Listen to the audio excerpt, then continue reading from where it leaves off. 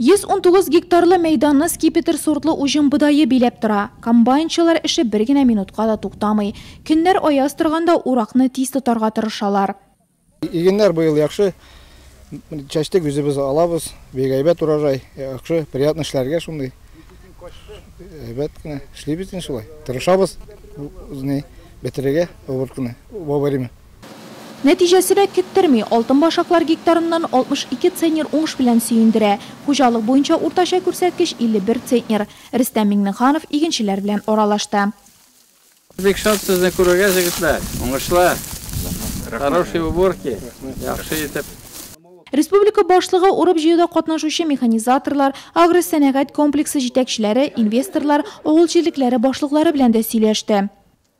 Авылларыбызның үсешенә булдырган программаларыгыз өчен сезгә бик зур рәхмәтебезне җиткерәбез. Инфраструктуралар яхшырган саен безнең авыл җирлекләрендә шәхси хуҗалыклар арта. Менә безнең авыл җирлегендә дә инде 364 шәхси хуҗалык. Шунда 1000нән артык эре мөгезле терлек асралар. Шуның 400гә якыны савым сыерлары.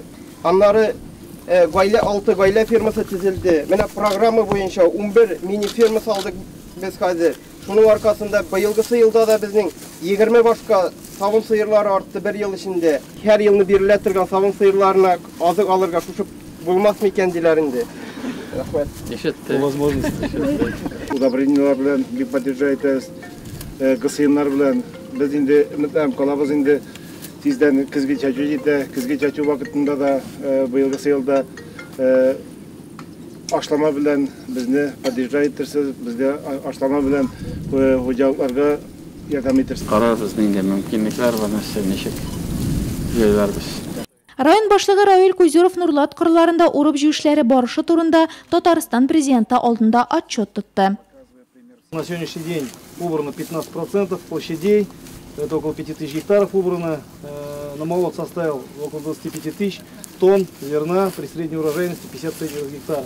Под урожай 2017 года было внесено около 80 килограмм движущего вещества на гектар пашни минеральных удобрений. Большое вам спасибо за бюджетную поддержку, воспользовались все предприятия. Лидерами, конечно, у нас в этом является традиционно это Хахан Сулейманов, Южный, Нурлат ЦТ, Нурлат агрокомпании. Рөстәм Миңнеханов чәчәкләр, җиләк-җимеш питомнигы Нурлат ЦТ җәмгыяте продукциясыннан торган күргәзмәләр белән танышты. Республика башлыгы Нурлат кырларына һәм авыл хезмәтчәннәре эшенә үз бәясен бирде. Видно урожай хороший. Бергә шатланырга насип булсын. Уборкаларны яхшы итеп бетергә, чәчүләрне мотор чәчәргә. И весной отцелись очень организованно, и на уборку приступили раньше всех, показывая пример всем. Самый высокий намолот пока вот на данный момент у нурлатцев. Отлично начали, и пожелание также закончить отлично.